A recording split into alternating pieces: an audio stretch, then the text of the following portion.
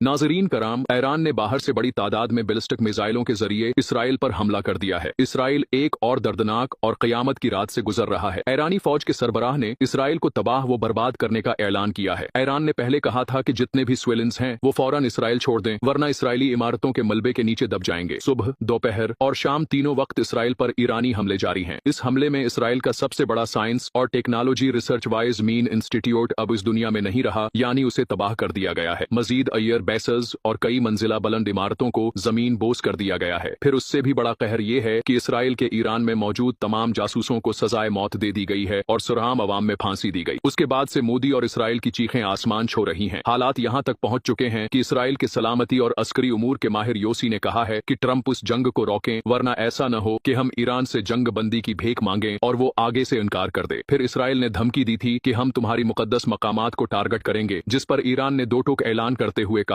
कि अगर इसराइल ने ईरान में किसी मजार पर हमला किया तो इसराइल की मुकद्दस दीवार को जमीन बोस कर दिया जाएगा और बदला कई गुना ज्यादा लिया जाएगा। जब इसराइल पर बैलिस्टिक मिसाइल दागे गए तो ईरानी मीडिया ने सूरा इनफाल की आयत नंबर 17 शेयर की, जिसमें है कि जब तुमने कंकर फेंका तो वो तुमने नहीं फेंका बल्कि अल्लाह ने फेंका था। अब इसराइली वजीर दिफा चीख चीख कर कह रहा है कि हमें खदशा है कि ईरान हम पर न्यूक्लियर हमला कर सकता है, इसलिए हम अमेरिका के साथ राबिते में हैं, हम मंत कर रहे हैं। और अब ईरान की खुददारी देखें। हाल ही में ट्रंप की एक ट्वीट से एक सेकंड में जंग खत्म हुई थी, लेकिन आज ट्रंप चीख चीख कर कह रहा है, लेकिन ईरान सुनी नहीं रहा और उसने अमेरिका को बिल्कुल ना कह दी है। ये बहुत बड़ी बहादुरी है, जिसके बाद आलमी दुनिया ये कह रही है कि ईरान वाकई इसराइल और अमेरिका का मुकाबला करने वाला वाहिद मुल्क है। इस वीडियो को ज्यादा से ज्यादा शेयर करें और हमारे पेज को फॉलो करें। शुक्रिया।